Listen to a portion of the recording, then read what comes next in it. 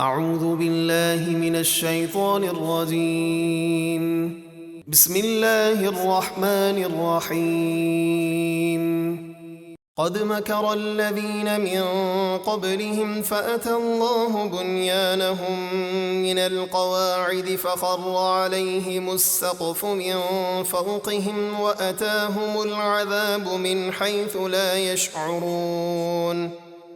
بے شک ان سے پہلے لوگوں نے اپنے رسولوں کے ساتھ مکر و فریب کیا تھا، تو اللہ نے ان کے مکر و فریب کی عمارت کو بنیادوں سے اکھاڑ دیا، تو اوپر سے چھت ان پر گر پڑی اور ان پر ایسی جگہ سے عذاب آیا کہ ان کے وہم و گمان میں بھی نہ تھا۔ ثم يوم القيامة يخزيهم ويقول أين شركائي الذين كنتم تشاقون فيهم قال الذين أوتوا العلم إن الخزي اليوم والسوء على الكافرين۔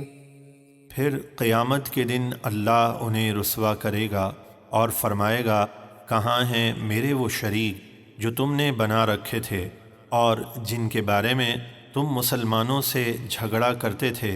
علم والے یعنی انبیاء اور علماء کہیں گے، بے شک آج کے دن ساری رسوائی اور برائی کافروں پر ہے۔ الذين تتوفاهم الملائكة ظالمي أنفسهم فألقوا السلم ما كنا نعمل من سوء بلى إن الله عليم بما كنتم تعملون۔ کافر وہ ہیں جن کی روحیں فرشتے ایسی حالت میں نکالتے ہیں کہ وہ کفر میں مبتلا ہو کر اپنی جانوں پر ظلم کر رہے تھے، تو اب صلح کرنا چاہیں گے اور کہیں گے ہم تو کوئی برائی نہیں کرتے تھے۔ فرشتے کہیں گے ہاں کیوں نہیں، تم پکے کافر تھے، اور بے شک اللہ تمہارے کرتوتوں کو خوب جانتا ہے۔ فادخلوا ابواب جہنم خالدین فیہا فلبئس مثوى المتکبرین۔ تو اب تم دوزخ کے دروازوں میں داخل ہو جاؤ، ہمیشہ اس میں رہو گے، تم مغروروں کا کیا ہی برا ٹھکانہ ہے۔ وقیل للذین اتقوا ماذا انزل ربکم قالوا خيرا للذين أحسنوا في هذه الدنيا حسنة ولدار الآخرة خير ولنعم دار المتقين۔ اور جب پرہیزگاروں سے کہا گیا کہ تمہارے رب نے کیا اتارا، وہ بولے خوبی، جن لوگوں نے اس دنیا میں بھلائی کی یعنی ایمان لائے اور نیکیاں کی، ان کے لیے بھلائی ہے یعنی امن و عافیت وغیرہ نعمتیں، اور بے شک آخرت کا گھر سب سے بہتر ہے، اور بے شک وہ پرہیزگاروں کے لیے کیا ہی اچھا گھر ہے۔ جنات عدن يدخلونها تجري من تحتها الأنهار لهم فيها ما يشاءون كذلك يجزي الله المتقين۔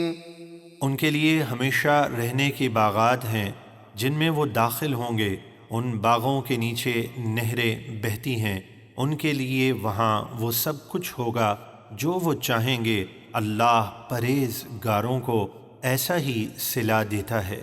الذين تتوفاهم الملائكة طيبين يقولون سلام عليكم ادخلوا الجنة بما كنتم تعملون۔